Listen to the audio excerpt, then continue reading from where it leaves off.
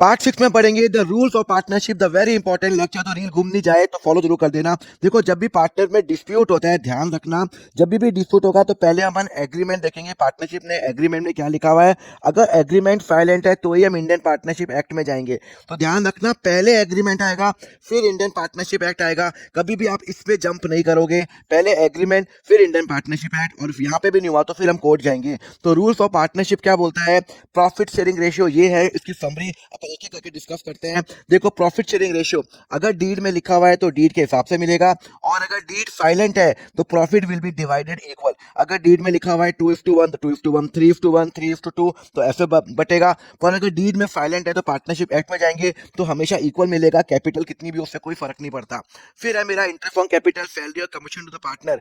अगर डीड में मेंशन है तो डीड के हिसाब से मिलेगा। अगर डीड साइलेंट है कि चार्ज है या नहीं है तो उस केस के अंदर ध्यान रखना, फर्म को प्रॉफिट होगा तो ही मिलेगा, लॉस होगा तो नहीं मिलेगा, and it will go to the profit and appropriation account. मतलब जो भी मेरा इंटरेस्ट ऑन कैपिटल होगा, मेरा सैलरी होगा, मेरा कमीशन होगा, जो भी पार्टनर पे खर्चे होंगे वो प्रॉफिट एंड एप्रोप्रिएशन में जाएंगे, अगर वो चार्ज नहीं है।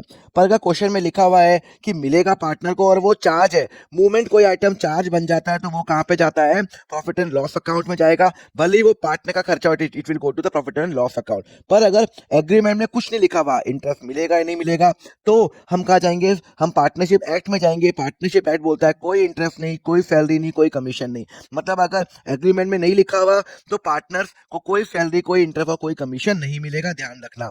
फिर आ गया मेरा interest on drawing. Interest on drawing अगर एग्रीमेंट में लिखा हुआ तो एग्रीमेंट के हिसाब से मिलेगा, and it will always always go to the profit and appropriation account. Firm के लिए इंटरेस्ट ऑन ड्राइंग इनकम होती है तो वो यहाँ जाएगा, कभी भी यहाँ नहीं जाएगा, प्रॉफिट एंड लॉस अकाउंट में नहीं जाएगा।